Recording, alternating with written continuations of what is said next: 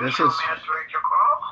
Hello, Beatrice. I just want to know what time is the church service today?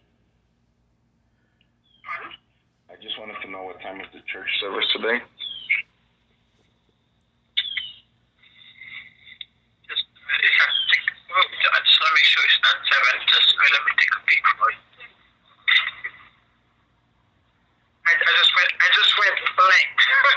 Yeah, that happens to me all the time. That's why I'm calling up. That's why I'm calling up. Think about that. Yours just happened. I live in a constant state of confusion.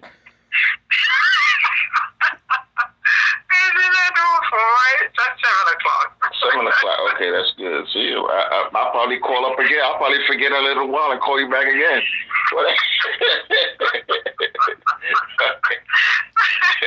I think it's part of the maturity. Maturity? I passed maturity a long time. I'm just old now. I passed maturity way back a long time ago. You kidding me? I'm going downhill fast. I'm like a train with no brakes. and at the bottom of the hill, there's a sharp right turn. You know. Isn't that scary? Hey, it's scary. It's scary or not? Here I come. You know. I mean. I just hope I lose my mind before that, so that this way I can just stay home and watch old reruns of Law and Order or Matlock. They just have to put one episode because it'll be new every time.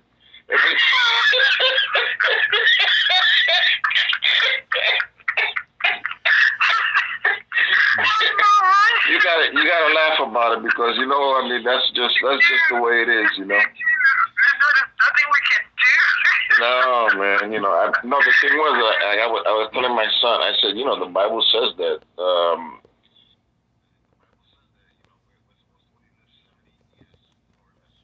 according to what the No, it don't say 80. No, it don't say 80. It says 70. It says 70. It says don't be making it up. It's 70. It's 70. Believe me. And then a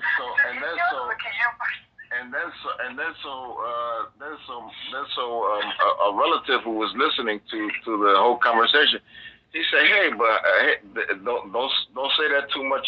My son is having a birthday party, right?" And he says that during the birthday party, don't say that because there's gonna be a lady here who's visiting that she's 73.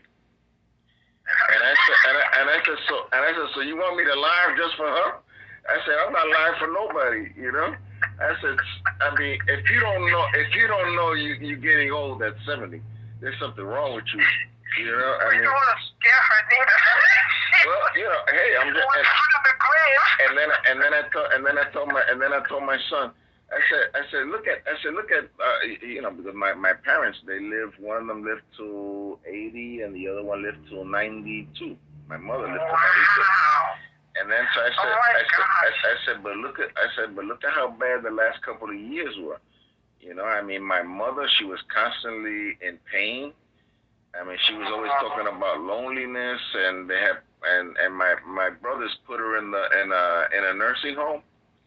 And she was always complaining about the food and this and that, and when I went over there and visited her, I was so conditioned by what she said. I ate the food that she didn't want, and I was expecting like rubber chicken or something like that, And I tasted it. I said, this is pretty good. And I think maybe she just said, yeah, I mean, it wasn't like me going to a real nice restaurant, I mean, don't get me wrong. Yeah. But it wasn't. No, yeah, man. Here I was expecting like them to give me like styrofoam, rubber, and plastic. And give me some mud. And give me some mud to wash it down with.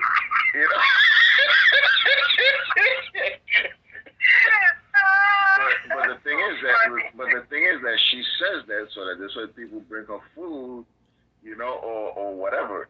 I mean, when I went over there to visit her, I mean, it was like, I mean, I went to this place, the mall, and I went to See's Candy, and I got her some real nice candy because I know she likes that, And even at her age, she told me, she said, she said, I'm not gonna, I'm not gonna share this with the other people. The cheap candies or whatever, she would share that one with the staff and stuff, you know. She said, but this one, she said, no, this is going under my pillow. She said, I'm gonna keep this one under my pillow. This ain't going nowhere except in my mouth. She got selfish in her old age. She got like a little kid. She got selfish in her old age, man. You know. Well, that's where you got your sense of humor from. Oh yeah. No. She was a card, man. She was a card. You know what she did to my father one time? They were like, I think they were like dating or something like that.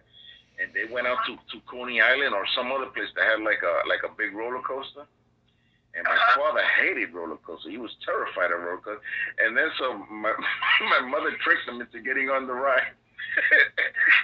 and she says that she looked at my father when the roller coaster started going up and up and up and up, and she's looking at him, he's over here sweating by the time he got up to the top.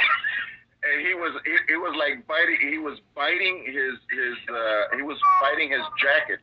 He was biting his jacket all around the thing, and he had like a hole in his jacket. He had put it because he was so frightened of that, you know. But my mother, she was like, she was a card, man. She was a joker. She was the one who.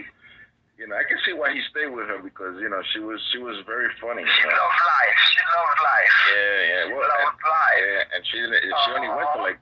I think she only went to like the second grade, something like that, because they pulled her out. They pulled her out because they wanted her to help out in the house because my grandmother was having more kids than the proverbial rabbit. You know, my grandmother. I guess back then they didn't have no kind of entertainment or whatever, but grandpa and grandma was spitting them out like if they were going out of style. and then they were very rural, you know. They had babies. They didn't need to go and get egg fertilized or none of these things, you know. Oh yeah, no, that's there's a big problem. I mean, there's a big problem with men in general nowadays. But I was just looking at there was a show that they were talking about that. They were talking about how we the whole species has changed, you know, compared to like the times when Noah was around and before that, you know, before the Great Flood, you know, and stuff like that. And even the past couple of years, I mean, we're seeing it. Just right now, you know how different it is. Yeah, I mean, well, I was telling my son, I said, you know, I didn't see air conditioning until my sister got married, and then they had an air conditioner in the house, and they had an air conditioner and they had a color TV, and I said, oh, I had done died and went to heaven, because they had one of them first TVs, one of those first color TVs. My brother-in-law would spend like a half hour to find the correct combination of where the antennas used to go, so he could see the best picture. The best picture on the. It's not like now.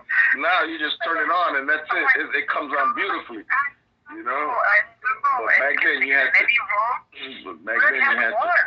Everybody was the same program. Yeah, and the thing was that everybody, you know, if you wanted it to look really, really nice, you had to keep on playing with those TV antennas, you know, just to get the right color, the right, you know. If not, you would see two of them on the screen. Yeah, it had the lines and everything. Yeah,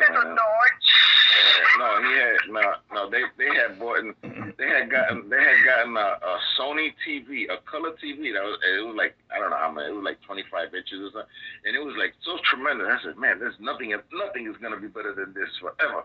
You know, and nowadays I have an uncle of mine that he has a TV that's the same size as his wall. It looks like it's so big, you know.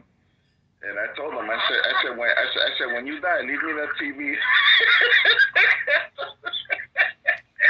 Oh my God, you're so right. I mean, sometimes you had to hit it a couple of times, you know, bang the TV around. Yeah, that's right. And you had to bang them tubes around, and then my father would take those tubes out, and then he would take them him to this place just to get those tubes checked out. They had a thing that used to check out those tubes. The RCA tube checker. Yeah, but but even. Oh sure, I mean now men are getting pregnant, so we got a real long way now.